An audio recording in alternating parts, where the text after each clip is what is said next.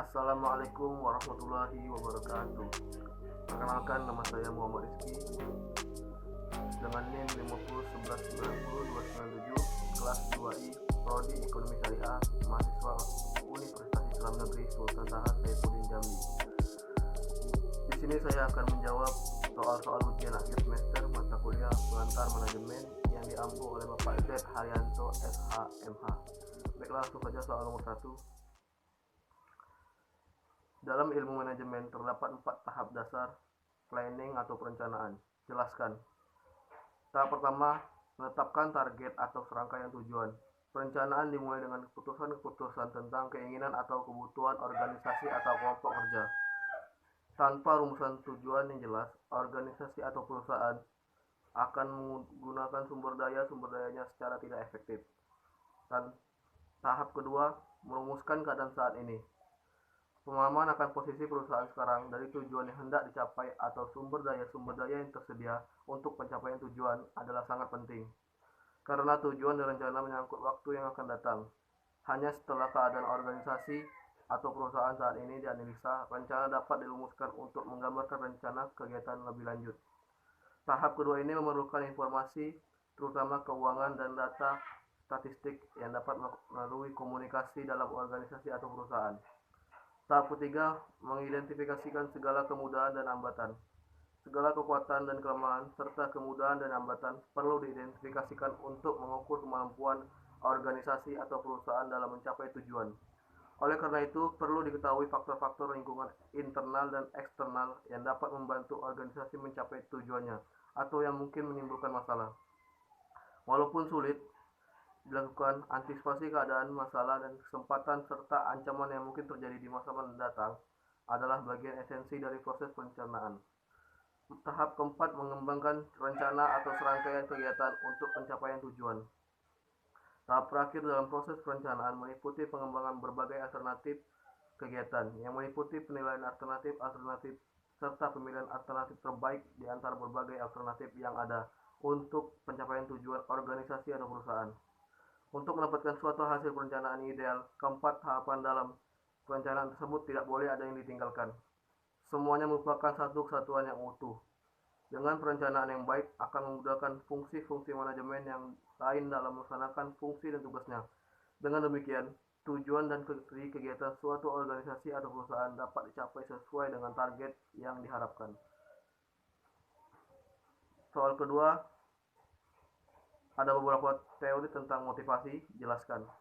Teori pertama, teori motivasi hierarki Maslow.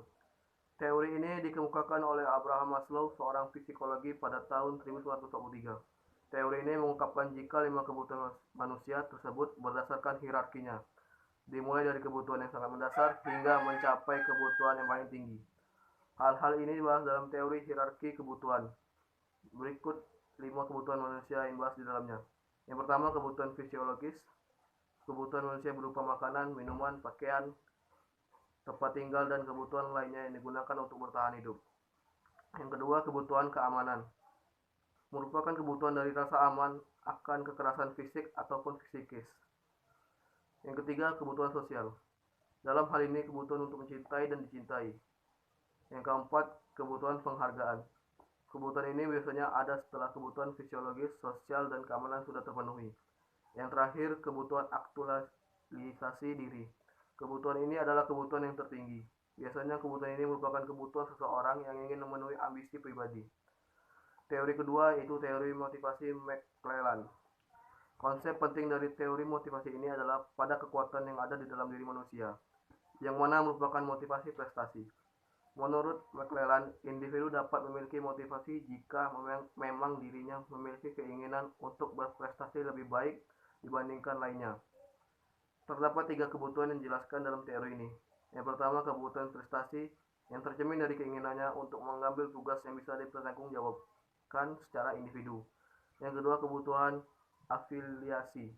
Yang ketiga, kebutuhan kekuasaan. Kebutuhan ini dapat terlihat pada diri seseorang yang ingin memiliki pengaruh atas diri orang lain. Mereka haruslah peka terhadap struktur pengaruh antara satu sama lainnya, bahkan mencoba untuk menguasai orang tersebut hingga mengatur tingkah lakunya. Teori yang ketiga, teori X dan Y McGregor. Teori motivasi ini menggabungkan dari teori eksternal dan internal yang kemudian dikembangkan McGregor. McGregor merumuskan kedua perbedaan dasar dari perilaku manusia. Kedua teori ini yang kemudian dikenal dengan teori X dan Y.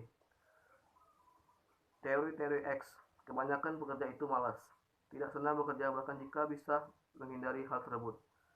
Karena pada dasarnya memang tidak senang bekerja, maka harus dilakukan pemaksaan dan pengendalian, bahkan dilakukan hukuman serta diarahkan agar dapat mencapai tujuan dari organisasi.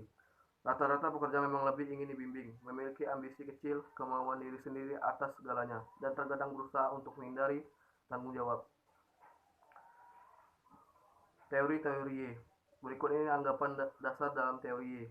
Usaha fisik dan mental yang telah dilakukan manusia sama dengan kegiatan bermain dan istirahat. Rata-rata seseorang akan mau belajar jika dalam kondisi yang layak, tak hanya menerima namun juga ikut mencari tanggung jawab. Ada kemampuan yang sangat besar dalam penyelidikan, daya imajinasi, serta kualitas yang digunakan untuk memecahkan masalah dalam organisasi yang terbesar tersebar luas di seluruh pegawai. Teori keempat, teori motivasi Hertzberg. Teori Hertzberg ini dikenal sebagai teori dua faktor atau teori MH. Teori ini menjelaskan bagaimana seorang manajer bisa mengendalikan faktor-faktor yang dapat memberikan kepuasan kerja ataupun tidak.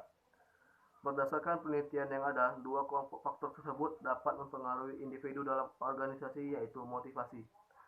Motivasi di sini sebagai faktor dari sumber kepuasan kerja seperti prestasi, tanggung jawab, dan penghargaan. Kelompok dari faktor kedua merupakan iklim baik yang mana dapat dibuktikan bukan sebagai sumber dari kepuasan kerja namun sebagai sumber ketidakpuasan kerja. Faktor ini biasanya merupakan kondisi kerja, hubungan antara individu, serta teknik pengawasan dan gaji. Perbaikan dari faktor-faktor ini bisa mengurangi ketidakpuasan kerja lebih efisien, namun tidak bisa mengakibatkan dorongan kerja. Faktor iklim baik ini tidak akan memicu motivasi saja. Jika tidak ada faktor ini, maka tidak berfungsinya faktor motivasi. Soal ketiga, pembelajaran berbasis online dipilih sebagai suatu model yang ditetapkan pada dunia pendidikan pada masa pandemi COVID-19 yang terjadi akhir-akhir ini. Opini dan argumen yang beragam muncul baik di kalangan pendidik maupun peserta didik terhadap penerapan metode ini yang tentu pada pelaksanaannya memiliki kendala-kendala tersendiri pada setiap orang. Jika saudara adalah sebagai seorang pimpinan atau leader pada suatu institusi pendidikan, motivasi apa yang bisa saudara berikan dan sampaikan pada seluruh komponen yang terdapat dalam struktur organisasi kerja saudara demi tercapainya tujuan? Jelaskan dan ilustrasikan motivasi yang dimaksud. Pada penghujung tahun 2019, seluruh dunia diguncangkan oleh wabah penyakit yang bernama virus corona atau COVID-19. Bahkan Indonesia pun termasuk juga. Indonesia punya tantangan besar dalam penanganan COVID-19. Dari semua aspek yang menjadi tantangan saat ini, saya konsentrasi pada aspek pendidikan, yaitu yang esensial untuk didiskusikan. Saya selaku pimpinan dalam institusi pendidikan ingin memberikan motivasi sesuai arahan dari pemerintah yang akan menerapkan pelajaran secara online di tengah pandemi COVID-19. Saya sangat paham jika proses pembelajaran tersebut akan menimbulkan tantangan tersendiri bagi guru yang mengajar maupun yang murid yang diajar. Pendidik merasa kaget karena harus mengubah sistem, silabus, dan proses belajar secara cepat. Siswa terbata-bata karena mendapat tumpukan tugas selama belajar dari rumah. Jadi kendala-kendala itu menjadi catatan penting dari dunia pendidikan yang kita yang harus mengejar pembelajaran daring secara cepat. Padahal secara teknis dan sistem belum semuanya siap. Dari tantangan itu, kita harus berani melangkah untuk menjadikan pembelajaran online sebagai kesempatan mentransformasi pendidikan kita. Ada beberapa langkah yang dapat menjadi renungan bersama dalam perbaikan sistem pendidikan kita, khususnya terkait pembelajaran daring. Pertama, semua guru harus bisa mengajar jarak jauh yang notabene harus menggunakan aplikasi teknologi. Peningkatan kompetisi pendidik di semua jenjang untuk menggunakan aplikasi pembelajaran jarak jauh mutlak dilakukan. Kedua, pemakaian teknologi pun juga tidak asal-asalan. Ada ilmu khusus agar pemanfaatan teknologi dapat menjadi alat mewujudkan tujuan pendidikan, yaitu teknologi pendidikan. Pembelajaran online tidak hanya memindahkan proses tatap muka menggunakan aplikasi digital dengan disertai tugas-tugas yang menumpuk. Ilmu Dengan ilmu pendidikan, teknologi pendidikan mendesain sistem agar pembelajaran online menjadi efektif dengan mempertimbangkan tujuan pendidikan secara khusus. Dengan mempertimbangkan ketiga, pola pembelajaran daring harus menjadi bagian dari semua pelajaran meskipun hanya sebagai komplemen. Intinya supaya guru membiasakan mengajarkan online. Melakukan sistem pembelajaran online yang mendadak membuat sebagian besar pendidik kaget. Harus ada kebijakan perubahan sistem untuk memperlakukan pembelajaran online dalam setiap mata pelajaran. Guru harus sudah menerapkan pembelajaran berbasis teknologi sesuai kapasitas dan ketersediaan teknologi. Inisiatif kementerian menyiapkan portal pembelajaran daring rumah belajar patut didukung. Meskipun urusan daring saat COVID-19 memaksa siswa dan guru menjalankan aktivitas di rumah, tetap perlu didukung dengan penyediaan layanan daring yang ada. Pandemi COVID-19 memang menjadi efek kejut bagi kita semua. Dunia seolah melambat dan bahkan terhenti sejenak.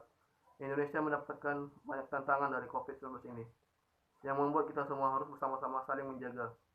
3 langkah penting di atas akan menjadi penentu seberapa cepat kita akan mampu meratakan kurva kecemasan siswa, guru, kepala sekolah, orang tua, dan kita semua. Di tengah pandemi COVID-19 ini, sistem pendidikan kita harus siap melakukan lompatan untuk melakukan transformasi pembelajaran daring bagi semua siswa dan oleh semua guru. Kita memasuki era baru untuk membangun kreativitas, mengasah skill siswa, dan peningkatan kualitas diri dengan perubahan sistem, cara pandang, dan pola interaksi kita dengan teknologi. Demikianlah jawaban ujian akhir semester mata kuliah pengantar manajemen yang dapat saya sampaikan. Apabila ada kesalahan dalam tutur kata, saya mohon maaf. Saya akhiri dengan wassalamualaikum warahmatullahi wabarakatuh.